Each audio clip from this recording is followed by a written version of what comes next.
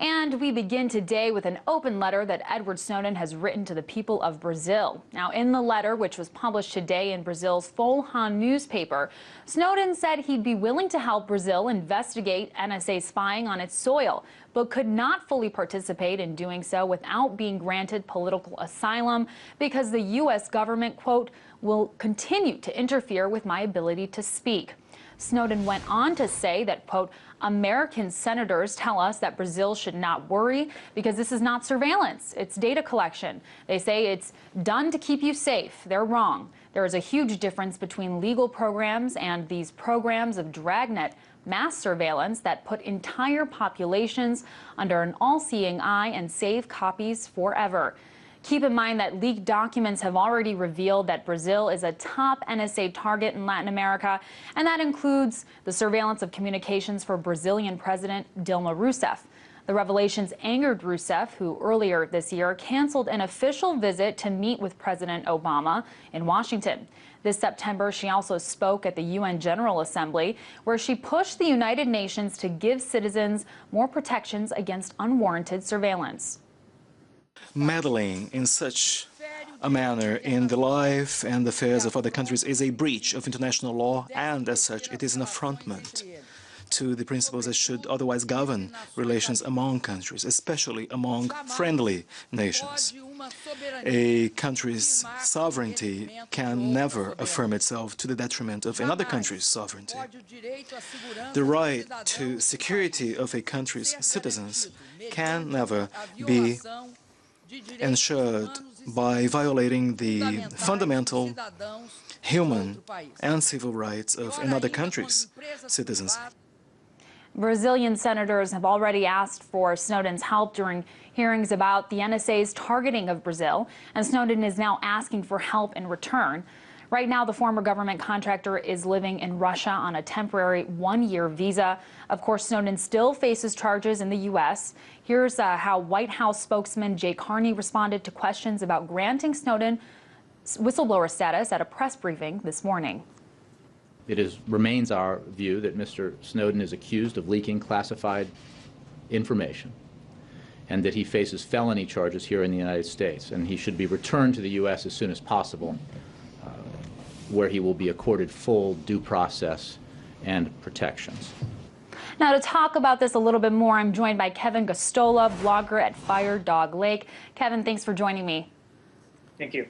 So Snowden is now asking for permanent asylum from the Brazilian government. Now, of course, we know there were some significant leaks that came out showing how the U.S. had been monitoring Brazilian politicians and companies. However, the U.S. has also been found doing this with other countries. So why do you think, Snowden is really zeroing in on Brazil right now?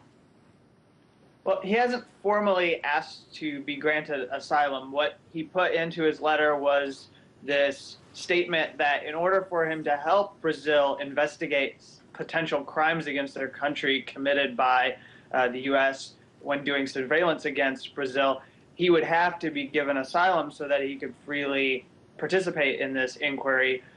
His terms for temporary asylum in Russia, he wants to respect what Russia has given him. He basically doesn't want to look like he's not grateful for what Russia has been able to do for him. So that's why that was that way. And so there is this concern and this interest in going to Brazil because he has tried to go to Germany, and that hasn't worked out. That was rejected by Angela Merkel.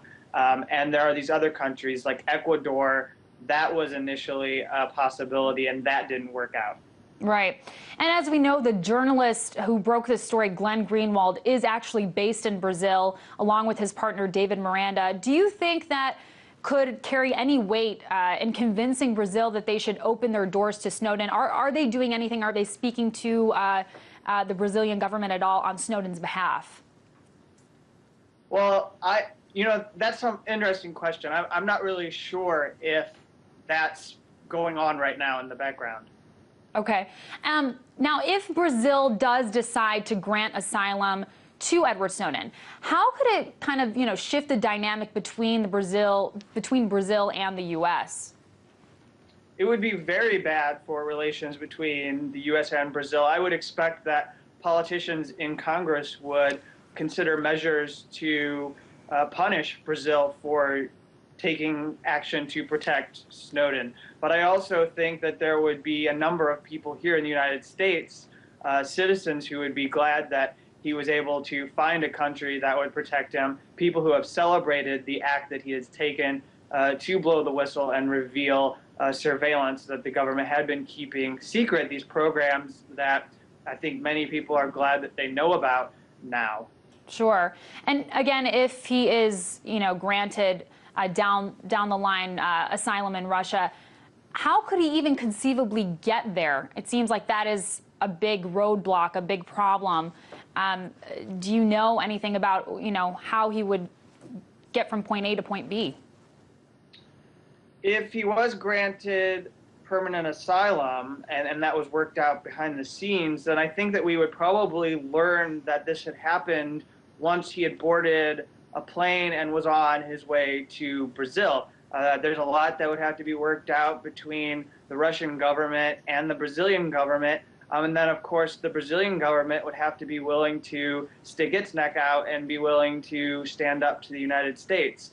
And as far as getting on an airplane, that may have to be a private jet. That maybe have to be raised through Snowden's own money. Or there might be a service that would be willing to take him, or there could be a diplomatic jet that would be willing to fly him. But this would all be worked out behind the scenes. Something that I'm sure we would all find out after the fact. Right. Well, I want to go back to this letter because Snowden said something really interesting about power. He said, quote, "These programs were never about terrorism. They're about economic spying, social control, and diplomatic manipulation. They're about power." Considering the countries we've seen that are in the U.S.'s scope of surveillance, what do you make of that argument?